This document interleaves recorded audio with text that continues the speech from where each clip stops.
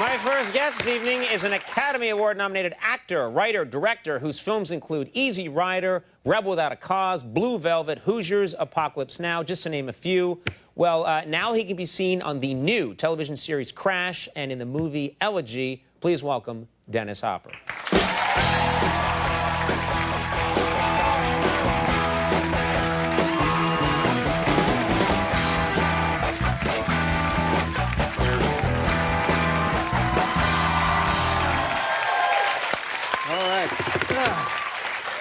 How are you? Good to see you. I'm good. You know, so much to talk about. First of all, we come out and they're playing the Easy Rider music when you come walking out here right now. I would think there's this pressure on you. Do you know what I mean? People see you and they want you to be that motorcycle guy on the highway. What if you're in a Prius and you're having a little bit of yogurt in a Prius? There's this pressure on Dennis Hopper to be Dennis Hopper all the time. How do you handle that? What's a Prius? It has a rubber band in it. You'll hear a lot about it. Prius. Yeah. Yeah. No. Well, that was Easy Rider music, huh? Yeah. Can we try that again? Yeah.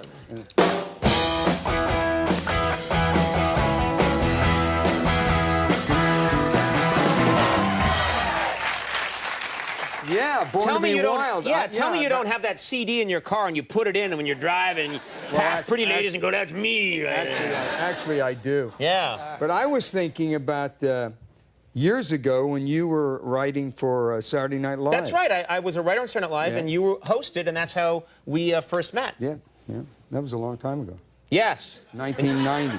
What's that? 1990. 1951.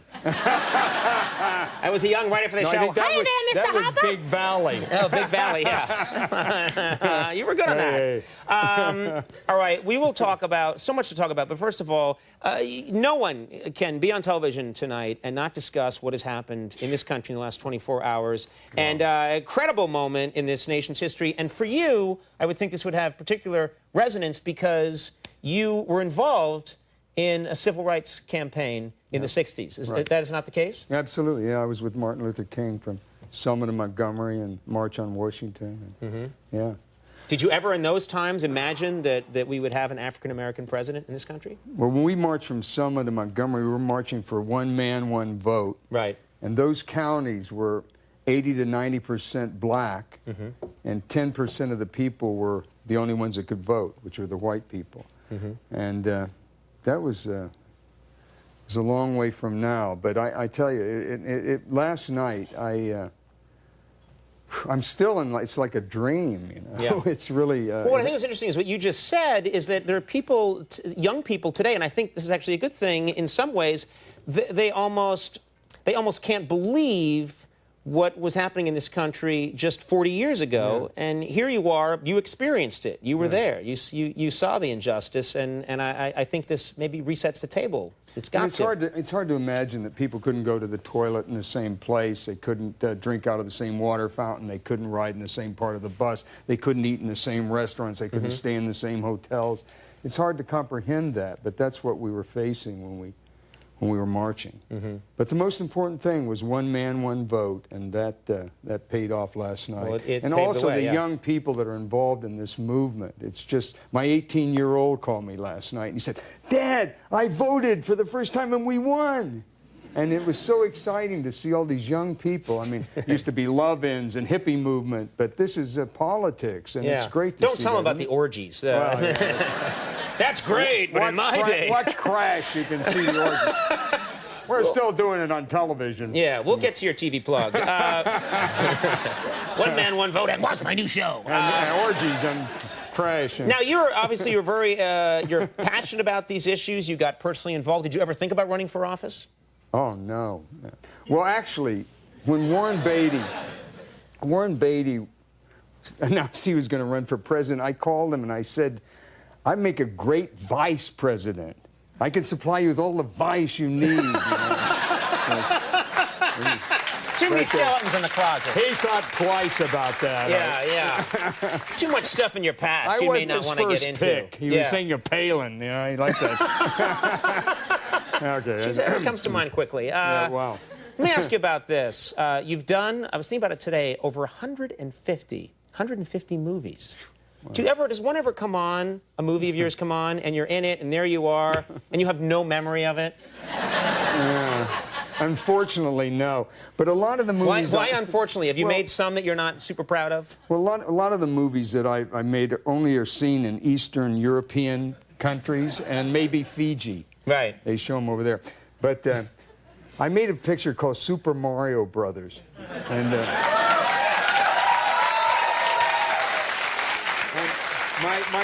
my six-year-old son at the time, he's now 18, at the time he said, Dad, I think you're probably a pretty good actor, but why did you play that terrible guy, King Koopa, in the Super Mario Brothers? And I said, well, Henry, I did that so you could have shoes. And he said, Dad, I don't need shoes that bad. We've all done that, I believe. We have a lot to talk about. Can you hang out a little longer? Absolutely. I want to talk to you some more. More with Dennis Hopper in just a second. Stick around.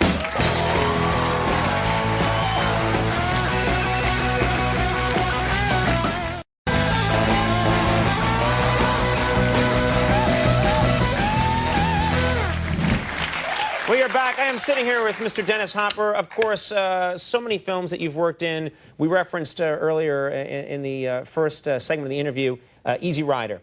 And I'm curious about that film. It really, many people believe, began the indie film movement. That everything was a studio film before Easy Rider came along. Then you guys went and made this very small film. You made it yourself, and it changed the world. But there's some controversy sometimes about who gets the credit for Easy Rider. And over the years, a lot of people have stepped forward and said, well, I wrote it, and I kind of directed it, or whatever. How do you feel about that? It's preposterous. Well, I directed the movie, and I co-wrote it with Peter Fonda. And Terry Southern broke his hip, and I borrowed his office. And I kicked them all out and dictated it. Peter and I had talked the whole outline out. Paul Lewis and I went across the country and picked all the locations. I came to New York. They hadn't written anything, so I just kicked everybody out, wrote it in 10 days. It was not a masterpiece, and we went out and improvised like probably 86% of it. But I shot it. You think it's 86%? Well, maybe 87.2. Maybe 90.2. But then, of course, all these years later, you hear... I mean, I've taken credit for writing and directing that film myself. Yeah, well, so many people step forward and say, it was me, it was me. Yeah. Well... Good luck. Thank you. I'm very proud of that movie I made called Easy Rider. Absolutely. I was 3. Nobody was saying it in that year that I was editing. Right. And no one said it then, but then later on. Let's talk about Crash. Yeah. Crash is great. You like Crash. Oh, yeah. You're very proud of it. Yeah. You play a wild character, a music producer, impresario type. Yeah. And you have some scenes that are, because your character is on the edge, little insane. Little. There's a scene that I saw where you're talking to your penis. Yes. Let's discuss that, shall we? Well, where do you want to go with that? I'd just like to know what's going on. Well, my character was having problems, and he was taking it out on his penis. That's all. Well, we've all done that. Yeah, I know. He was wondering why it let him down, you know. Oh, I didn't mean that. Well, no, of course not. Good friend. So, always there for me in the clutch. I know what you're saying. Never a problem. Hey, I said the character, not me. No, not you. You're aces. But my character has a problem. Yeah. So he's talking to it, and the female driver that's in the limo, he's in the back of the limo, she thinks he's talking to her, and then she suddenly stops and looks in the rearview mirror and sees that he has his penis out and he's talking to his penis. She jumps out of the car and quits and calls people to come pick her up, that she's with a madman and so on. And he tries to convince her that it was a private moment, but she doesn't go into I think any moment between a man and his penis is private by definition. So he wants to give her some money, but then she wants too much money, and then he finally decides that, anyway, he turns on her, and he gets a young black driver from Watts, and that's my partner in the show, Jocko Sims. And we do a lot of fast traveling around, from orgies to like drugs and so on. And I'm going to make him a rap star. and then I go through a cure. I mean, it goes on and on and on. But it's The a great wonderful thing chemistry. about television is like we have 13 hours of this. So it's Crash. It's from the movie Crash, you know, that won the Academy Awards a few years ago. But that was a 2-hour movie, and this is 13 hours. So it's you get to really develop explore characters. Yeah. more levels. And the writing is outrageous. We have no, because it's cable, we have no language barriers, we have no sexual barriers, so we're just, we went for it. Right. It's on Friday nights and 10 o'clock on Starz Network. I was going to mention that, but you did it for me. You didn't trust me. Well, no, I did, but...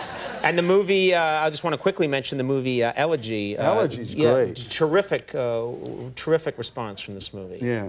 Sir Ben Kingsley is Sir Ben fantastic. Kingsley, Yeah. no slouch in the acting department. Yeah. And Penelope Cruz gives one of the best performances I've ever seen a woman give. It's just a wonderful movie. Young female director named Isabella Couchet from Spain directed it, and she operated the camera too. It's just a beautiful little movie. If you haven't seen it, you should really go see it. It's really... I was going to mention that too. Crash airs Friday nights at 10 on Starz. Elegy is in theaters right now. Dennis Hopper, real privilege having you it's here. really Thank great, you very Conan. much. Thank you. Nice job. Dennis Hopper, we'll take a break. We'll be right back. Stick around. Hey.